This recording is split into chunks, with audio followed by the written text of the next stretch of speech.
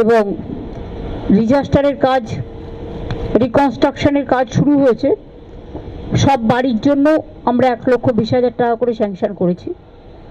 আর যে পরিবারগুলোকে আমি বলেছি যাদের 5 লাখ টাকা করে দেওয়া হয়েছে, তাদের আমি একটা করে স্পেশাল হোমগার্ডের চাকরির কথা বলেছি, সেটাও আমরা করে দেব। আমরা 15 দিন টাইম নিয়েছিলাম, আমরা তার মধ্যেই করে দেব।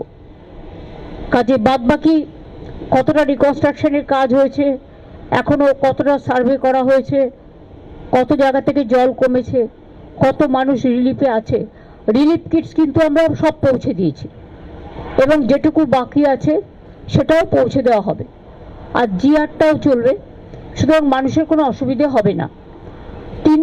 তিনধারিয়া দিয়ে দার্জিলিং যাওয়া যাচ্ছে এবং পাংখাবাড়ি দিয়েও যাওয়া যাচ্ছে, দুটো রুট খোলা আছে। আর যেটা রোহিণীতে ল্যান্ডস্লাইড হয়েছে তার কাজও শুরু হয়ে গেছে। আশা করি আর 5-6 দিনের মধ্যে সেই কাজটাও কমপ্লিট হয়ে যাবে। আর বাদ বাকি তো আপনারা জানেন, মিরিকের যে টেম্পোরারি ব্রিজটা, সেটাও 7-8 দিনের মধ্যে হয়ে যাবে। পাকা ব্রিজ একটা হচ্ছে পাশে, যতক্ষণ পাকা ব্রিজটা না হচ্ছে। তাছাড়াও কিছু কাঠের ব্রিজ ছিল, কিছু কাঠের ব্রিজ অলরেডি কমপ্লিট করে দেওয়া হয়েছে।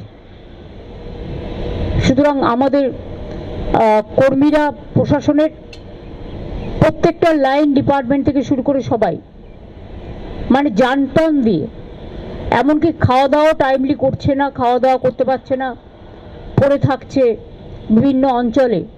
তারা ভীষণ কাজ করছে, খুব হার্ডওয়ার্ক। এই হার্ডওয়ার্কিংয়ের জন্য আমরা সবাই তাদের অ্যাপ্রিসিয়েট করছি। এত তাড়াতাড়ি তারা যে রেস্টোর করতে পেরেছে এবং রিলিফ ওয়ার্ক চলছে এবং রিকনস্ট্রাকশনের কাজও যতদূর সম্ভব আমাদের টাকায় যতটা কুলায় আমরা অলরেডি স্টার্ট করেছি। এই পর্যন্ত আপনাদের আমার বলার, বাদ বাকি তো ফিল্ডে দেখা হবে। Thank you so much.